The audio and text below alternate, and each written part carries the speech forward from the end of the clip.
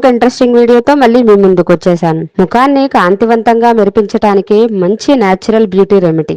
పసుపుని టమాటాని స్కిన్కి అప్లై చేయటం వల్ల చాలా బెనిఫిట్స్ ఉంటాయి.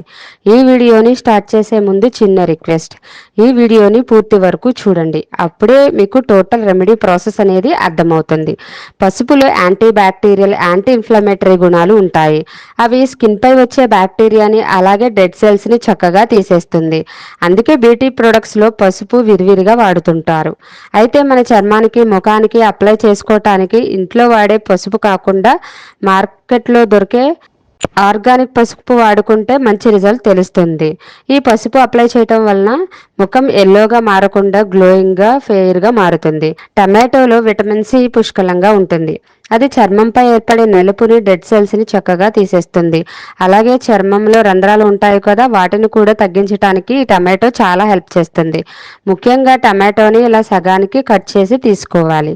ఒక టమాటో చెక్క పైన పసుపు వేసి చక్కగా ముఖానికి అప్లై చేసుకోండి. ముఖానికి అప్లై చేసే ముందు ముఖాన్ని శుభ్రంగా క్లీన్ చేసుకోండి.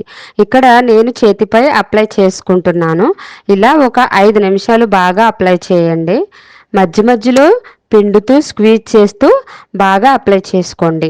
ఇలా ఒక 5 నిమిషాలు బాగా అప్లై చేసుకున్న తర్వాత నార్మల్ వాటర్తో కడిగేసేయండి. ఆ తర్వాత సెకండ్ స్టెప్ని ఫాలో అవ్వాలి. సెకండ్ స్టెప్ కోసం ఇక్కడ నేను బార్లీ పౌడర్ తీసుకున్నాను. మీ దగ్గర బార్లీ పౌడర్ లేకపోతే రైస్ పౌడర్నైనా యూజ్ చేయొచ్చు.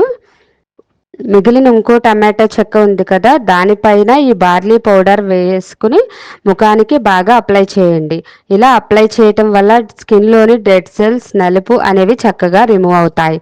అలాగే టమాటో, రైస్, పసుపు ఈ 3 కూడా ముఖాన్ని గ్లోయింగ్గా, తెల్లగా మార్చడానికి హెల్ప్ చేస్తాయి. సో ముఖం డల్గా, నిర్జీవంగా, నల్లగా మారకుండా ఉండటానికి ఈ రెమెడీ ట్రై చేయండి. ఇన్స్టెంట్ గ్లో అనేది మీ ముఖంలో కనబడుతుంది. ఈ రైస్లో టమాటో స్క్రబ్ చేశాక కూడా వాష్ చేసుకోండి.